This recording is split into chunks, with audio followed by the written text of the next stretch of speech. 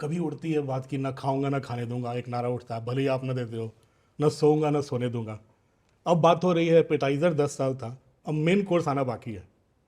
तो अब ये मेन कोर्स क्या है आने वाले थर्ड टर्म के लिए, इसको देश की जनता भी जानना चाहती है हम लोग। नहीं, उसके बहुत सारे पहलू हैं। देश को आगे ले जाने का बहुत सारे पहलू हैं। अगर मैं कहूँ कि भविष्य में देश हमारा कैसे आगे बढ़ेगा, अब ये पूरी तरह हम टेक्नोलॉजी ड्रिवन एरा में है। अब टेक्नोलॉजी डिसरप्टिव है, ट्रांसफॉर्मेटिव है और इजीली एक्सेस है, यानी हर व्यक्ति बहुत अडप्ट कर लेता है तुरंत। ऐसी स्थिति में अगर आप बड़ी सहजता से चले तो मैं समझता हूँ कि बहुत बड़ा स्कोप है। जहाँ तक मैं खाता नहीं, खाने देता नहीं, उसको आज की जो मेरी वो देशी भाषा है, आप लोग जो इस दुनिया से हैं वहाँ कहते हैं करप्शन के प्रति जीरो टॉलरेंस, तो वो मेरा रहेगा ही। लेकिन एक चीज़ अब मैं और उसमें कोशिश कर रहा हूँ कि हमारे इस प्रकार से काम करने वाली इंस्टीट्यूशंस हैं, उसमें की समाज में एक प्रतिष्ठा बढ़नी चाहिए।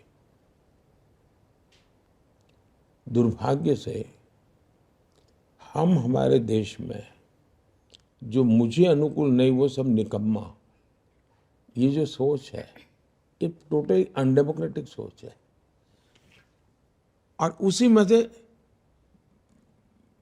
कुछ पत्रकारों को ब्लैकलिस्ट कर दिया जाए, वो उसी सोच का परिणाम है कि रिजेक्टेड। क्यों? क्योंकि तुम मेरे अनुकूल नहीं हो। बॉयकॉट। वो अनडेमोक्रेटिक है, लोकतंत्र की हत्या है वो। और इसलिए हमारी इंस्टीट्यूशंस के साथ भी वही हो रहा है। जैसे एक पत्रकार के साथ हो रहा है, तो मेरे अनुकूल नहीं तो निकम्मे।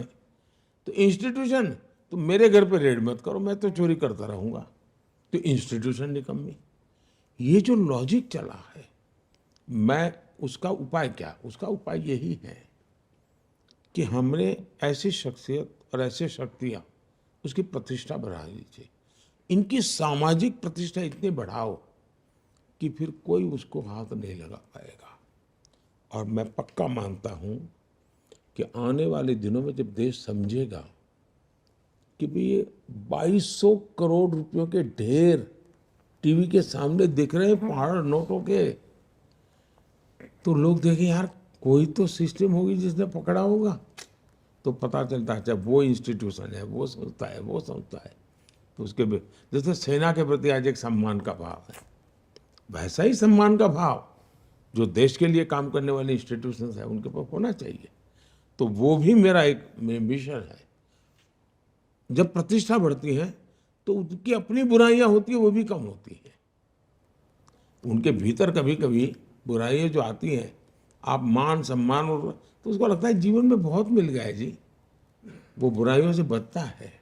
तो वो भी एक मनोवैज्ञानिक रूप से एक तरीका होता है। तीसरी बात है कि लोगों को तो ये लगेगा ठीक है सरकार ने पैसे ले लिए, हमारा क्या। तो मेरी कोशिश ये है